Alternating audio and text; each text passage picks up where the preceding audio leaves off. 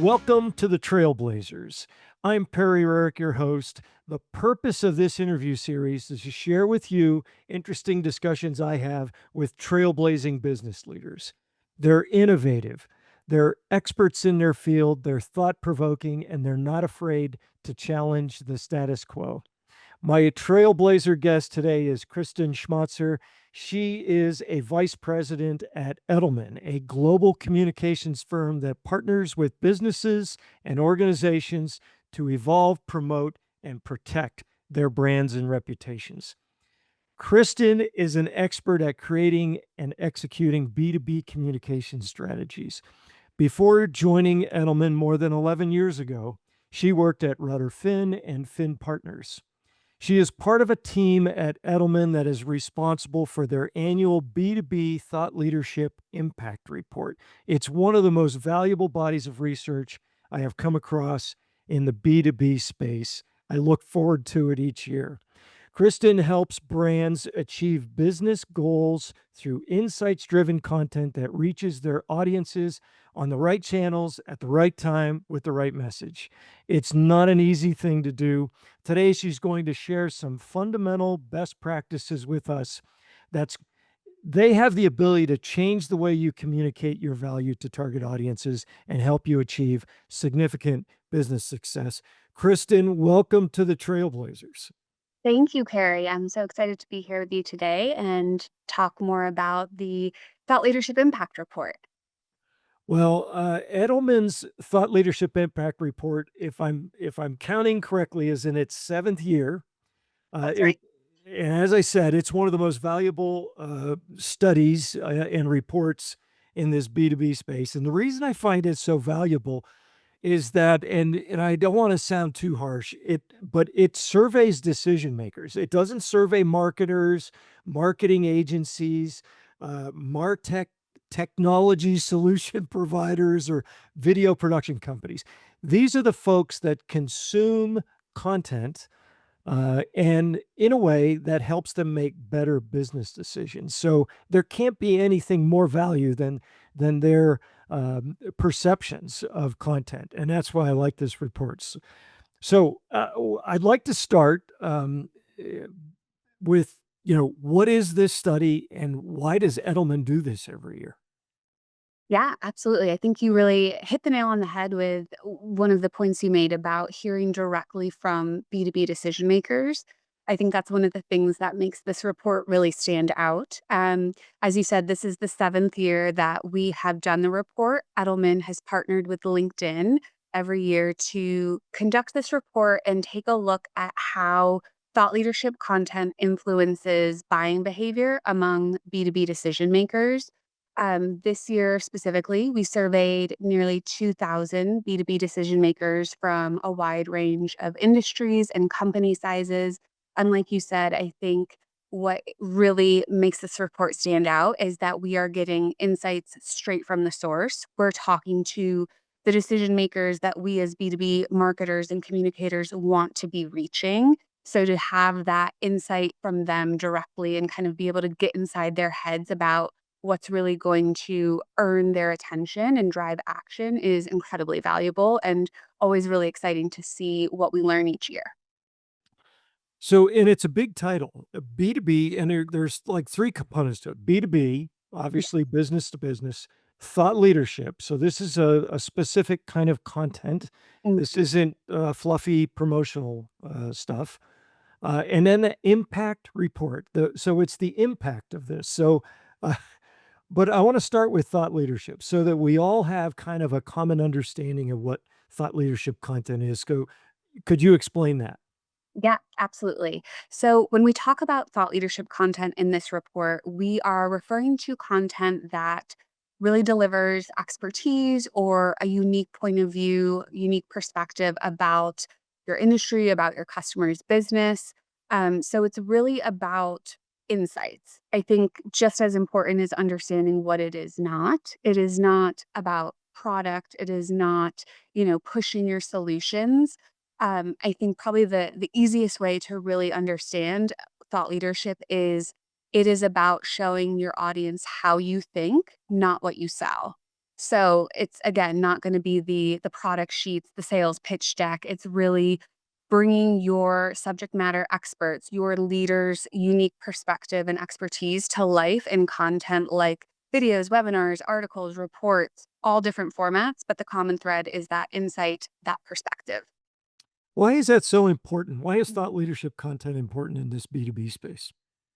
It's important because I think so often as B2B marketers, we tend to really focus on how do we prime these audiences for the sales team, right? And it's easy to focus on, okay, we've got to sell ourselves, we've got to sell our product. But there's this whole opportunity that we've uncovered with this report to really engage these audiences earlier in the process and start earning their trust before sales even picks up the phone. So there's a real opportunity here that I think hasn't always been on the radar for B2B marketers and communicators to reach these audiences with content that is really allowing you to show them how you think and how you can really be a partner for them, not just a vendor that, offers a specific product. Yeah. Really important. I've believed in it a long time, and I'm with you in, everything you're saying. But a lot of B2B solution providers just don't invest in it. There's a lot of them. They some of the objections is, "Well, why would they wanna buy something? I haven't even explained what I do. None of my products are highlighted." But I why is that? What are we overlooking? So if I'm one of those people that I'm focused on that end of the buyer's journey, well, what why am I doing that? Why how would you what would you say to me to get me to change my thinking? Yeah. I think something that we often sort of overlook when it comes to B2B marketing and communicating is how important building trust and credibility is. It's not just about speeds and feeds, right? It really is still people to people as much as it's business to business, it's people to people. So, really being able to show your thinking, your expertise, and build up that trust and credibility is incredibly important. And your product sell sheet isn't going to do that. It's by showing your expertise and how you are thinking about different issues that your customers are dealing with, showing them that you understand the issues that they're dealing with, and really, like I said, building up that credibility, building up that trust. You've mentioned trust and credibility a number of Yes. times. So Yes. important. Yeah, I It really really is. All right. Let's turn our attention to this year's report. What are some of the key findings? Yeah. So this year's report was a bit unique from past reports because we really wanted to look at the full B2B buying group. I think we've seen how the buying group has evolved and become a bit more complex. There's research from Forrester that shows on average there's at least 13 stakeholders involved in a single B2B purchasing decision now. We also know that a lot of times these decisions are stalling because of misalignment among that buying group. I think it's up to 40% of deals stall because of internal misalignment. So, what this tells us is that the B2B buying group is really evolving. It's becoming more cross functional, it's more consensus driven. And as B2B marketers, reaching that traditional buyer is no longer enough. We really have to look at the whole buying group. So that was what prompted us to want to explore this year, not just that traditional target buyer who is the person that uses the product or service that they're in the market for, but also look at what we call hidden buyers. So hidden buyers are people who are not necessarily using the product or service that they're, purchasing, but they have significant influence on the decision. These are people in functions like HR, operations, procurement. So again, they're not really the technical experts about the product, but they still absolutely have the power to like make or break a deal. And that for us was a real kind of light bulb moment of, again, as B2B marketers, we are usually very focused on that target buyer. And that's a missed opportunity to only focus on them and not account for the larger buying group and, how we can be sort of driving influence across that full buying group. So this year, as I said, we really dug into both target and hidden buyers, and there were some interesting takeaways that stood out. I think first is that hidden buyers are far more engaged than we thought.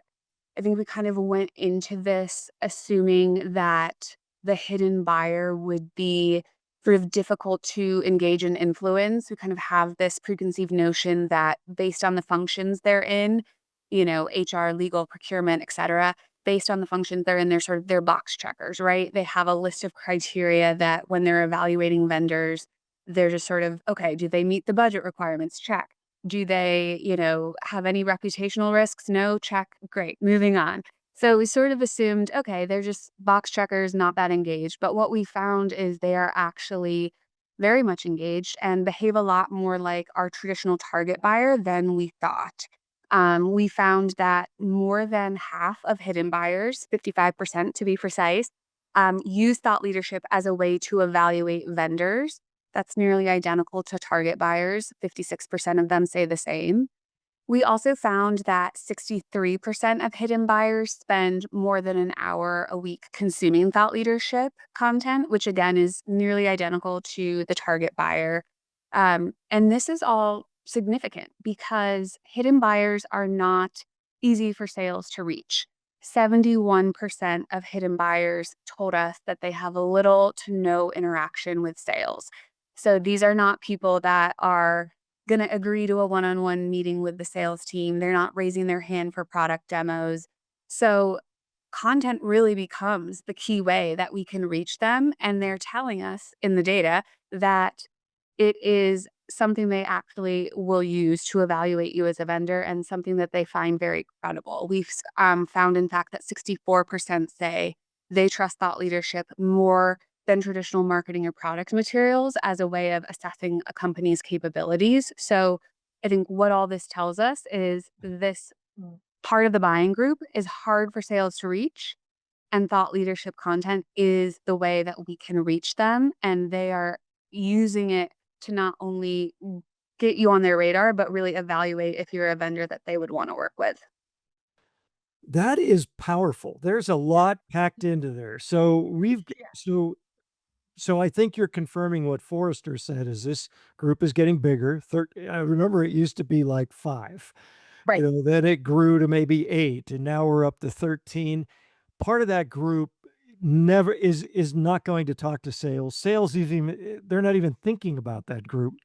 And the only way to reach them is with thought leadership content. Exactly, and they are viewing it as a credible way, they trust that content, so it really can move the needle with them, and that's pretty compelling as well, is not only is it the way to reach them, but it's the way to kind of, get their attention and really get their engagement around you as a vendor. So thought leadership content is still important, but maybe more important because they're not even looking at product and services promotions. Exactly. We also found that, and this was not necessarily surprising, but really important, is that high quality content is what sets a company apart. Again, this isn't necessarily surprising. We've kind of seen this year over year. In the 2024 report, we found 7 in 10 decision makers said that they think more positively about an organization that produces high quality thought leadership. So we know that it's always been important, but what we really wanted to dig into this year was understanding, what do hidden buyers think is high quality thought leadership content? So if we know it is a way to move the needle with them, what is good thought leadership content that's really going to get them on board with you as a vendor? And what we found is that they are looking for content that really challenges their thinking. A significant majority, 91% of hidden buyers said that they think the hallmark of high quality thought leadership content is content that helps them uncover challenges or needs that they had not ever thought about before. So, again, when we think about thought leadership content as a way to share expertise, to share unique POV, this group within the buyer group is very much looking for that. They want fresh insights. They want new thinking that is going to really help them view their challenges differently. And we are seeing through the data that this pays off. 79% of hidden buyers said that they are more likely to advocate for a vendor during the RFP process if that company is consistently producing strong thought leadership. So, making the investment to produce that high quality thought leadership content can be incredibly valuable and have great ROI because, as the data tells us, they're more likely to advocate for you if you are producing that high quality thought leadership content. And as we talked about, as these buyer groups get bigger, as driving consensus gets harder, having these buyers not only on board with you but wanting to advocate for you is so critical. So I'm fascinated with this idea of quality thought leadership content because I remember as a result of COVID, there were less face-to-face meetings, trade shows kind of faded a little bit. And there was this, and I remember this in the findings of that year's report. There was this glut of content, and it was bad content. Right, And right. everybody, there was grumbling among those you surveyed that said, there's too much bad content out there. We're a little frustrated by this. So now that came back, quality is still an issue. It's top of mind with all of these decision makers.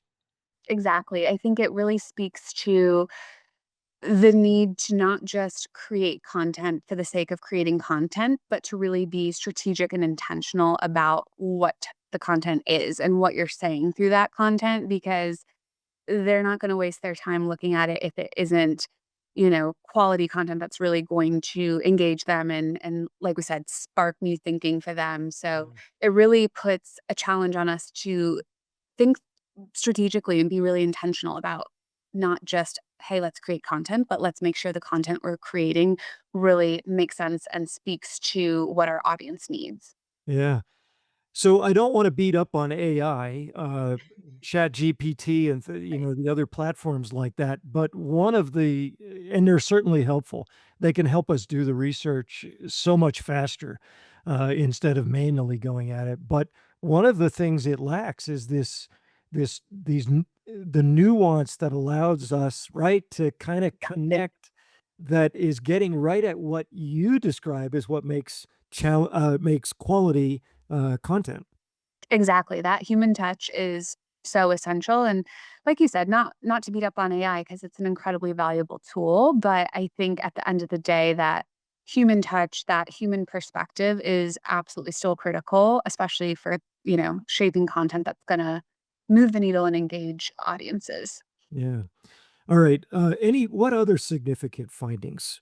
Yeah. So I think one of the other takeaways that we found that was particularly encouraging is that great content can help overcome low brand awareness. And this is really encouraging, I think, particularly for the B2B space. When you look at the market, there are often a lot of newer brands to market, emerging brands. And when it comes to, making a sale, you're up against legacy brands. The challenger brands feel like they don't stand a chance. But what we found is that thought leadership content can actually help overcome that barrier, particularly with hidden buyers. 53% of hidden buyers said that when the thought leadership is high quality, brand recognition matters less.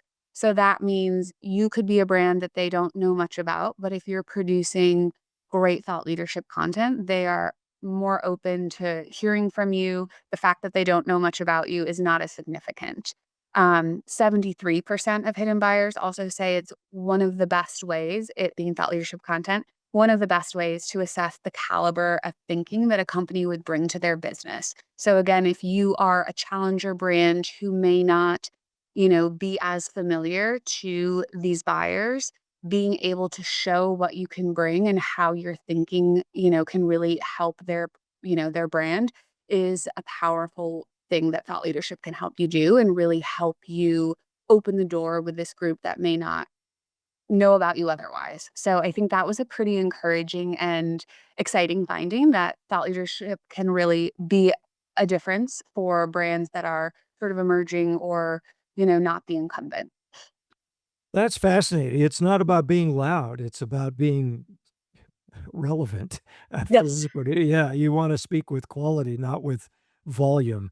Exactly. Interesting. And I could be wrong about this, but my thoughts are that smaller companies with limited budgets tend to focus on the ready to buy prospect versus, putting the effort in to, reach the entire buying group, all 13 people that you spoke about.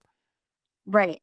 And I think that, again, it's not just about, okay, we're showing our way of thinking, but we're really tailoring it to address the needs that you as the hidden buyer or you as the target buyer are really, address the things that you care about and really taking that tailored approach. So it's thoughtful, insight-led content that is tailored for your audience and really, is going to resonate with each person in that buying group.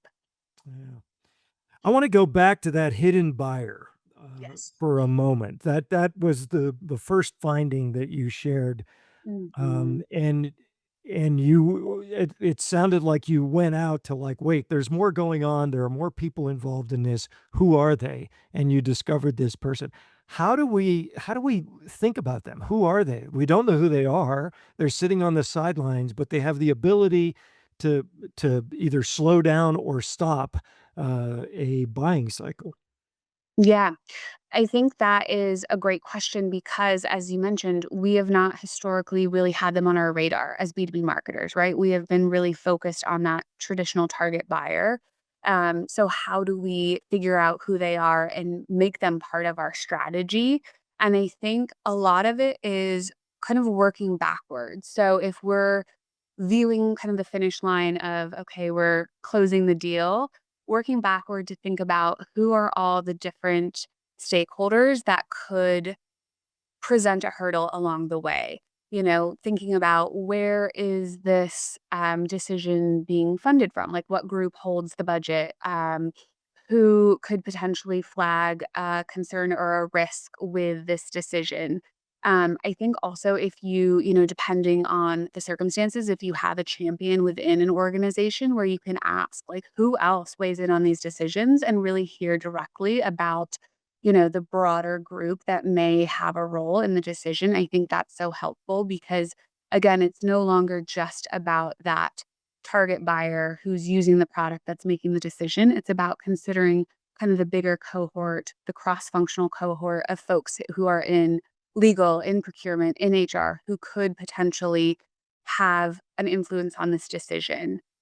So really just thinking about the broader stakeholder group and who all might have a seat at the table when it comes to making the decision. You mentioned some people that I wouldn't have thought of. HR, somebody from HR sitting at the Mhm. table and saying no. Can you offer an example of other uh, positions or skill sets that may be part of that collaborative decision-making process? Yeah. I think, certainly legal is one that comes to mind. I think obviously kind of evaluating risk and compliance and things like that, finance, operations, procurement. And in some cases, who might seem like the typical target buyer could actually be more of like a hidden buyer depending on the decision. So, depending what product or service you're selling, perhaps someone in, tech might actually become the hidden buyer in this case, someone in IT or in more of a technical role. So, I think it's really looking at what is it that you are selling, who is your target buyer, and then who are the people that could have influence or say, if you're selling for example, an SaaS for HR, a software service for HR, like IT may not necessarily be the end user, but they're going to have influence probably on that decision. So it's really thinking about who are all the different stakeholders that might touch this and sort of have the ability to, make or break the deal. All right. Well, I want to turn our sights to the solution providers who are now having to communicate to this growing group of decision makers. But is there anything else, any other significant findings, or anything else about the study, the report that you'd like to share that we haven't talked about? I think really what came through loud and clear, and this has come through year over year, is that thought leadership is not a nice to have. It's really a strategic necessity. It really is something that as B2B marketers and communicators, we have to think about how we are making it a part of our approach. And I think that has come through year over year. And particularly this year, it is loud and clear that we need that not just for reaching our target buyer, but really thinking about how we can reach the entire buying group. Yeah. I love how you say that. It's not just a nice to have. It's really a requirement. Okay. So now let's turn our sights and and I kind of introduced this. You were going to share some best practices with us, the B2B solution providers. So what can they do? What can they do to make a difference in this changing world, growing decision makers, hidden influencers? What recommendations do you have for them? Yeah, I think first and foremost is recognizing that hidden buyers, as we talked about, should be kind of part of your approach. So, really thinking through how do we have to evolve our approach to include and account for sort of the full buying group. I think, as I mentioned before, also sort of recognizing that thought leadership is an essential piece of the strategy and not just okay, if we could it'd be great, but no, we really have to. um, and when it comes to actually creating thought leadership content, I think there's a lot of really clear actionable things that B2B providers can do, and it really starts with figuring out where your expertise lies within the organization. So, identifying your subject matter experts, your leaders who have really strong POV and perspective and are willing to share it, and really kind of building up that bench of experts within your organization that can be the voice and the POV behind the content. That's so important because, again, thought leadership content is about sharing your thinking and your perspective. So, really figuring out where our expertise and our perspective coming from within. I think the next thing is really So being. before you move on, that is really valuable. Find your subject matter experts. We hear about that a lot, Yep. but that also puts a face, right, to the thought Yeah, leadership. Yeah. exactly. So it's not just coming from the brand, the company, but it's coming from somebody in that organization. Definitely. And we found in past reports that B2B decision makers want content that has a specific author or, is by someone that they can actually see who that is. I think that's increasingly important in the age of AI where, you see content that's just like by the brand and you're like, who even wrote this, right? Like we want to see the voice, the face behind the content. So I think really identifying who are your voices and your experts is very important. So absolutely, having that bench lined up is key. I think the next piece is really, again, going back to that full buying group, recognizing that the content you create does have to be tailored, right? The target buyer, the hidden buyer, they're not necessarily going to have the same priorities or kind of care about the same issues in the same ways. So, being thoughtful and strategic about how we are planning out our content in a way that's really tailored for these different audiences, leveraging our bench of experts in the right way, where we're using the right experts to talk about the right topics for those different audiences so that again we're really showing our perspective in a way that's tailored to what matters to each of those audiences. Kristen, can you offer an example of that? You're talking about creating content specifically for this hidden buyer that's tailored more to what their concerns are. So, what would be an example of that? Yeah, that's a great question. I think when we look at the hidden buyer, again, even within sort of hidden buyers, there's a lot of different roles and functions.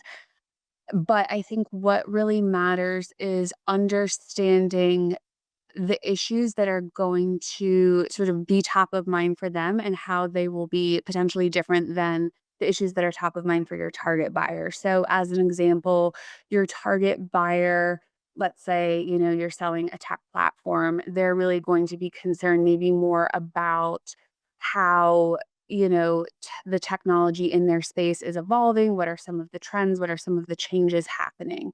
For the hidden buyer, it really may be more about how do you need a technology strategy at large that's going to help you stay ahead of some of the changing, economics or, things that are impacting the business landscape at large. So it's sort of taking a step back and saying, what is really important to my target buyer who's actually using the product, who has a bit more of that technical expertise about the product and is really in the weeds of it. And again, not talking about our products, not selling them, but thinking about what are the issues that matter through that lens.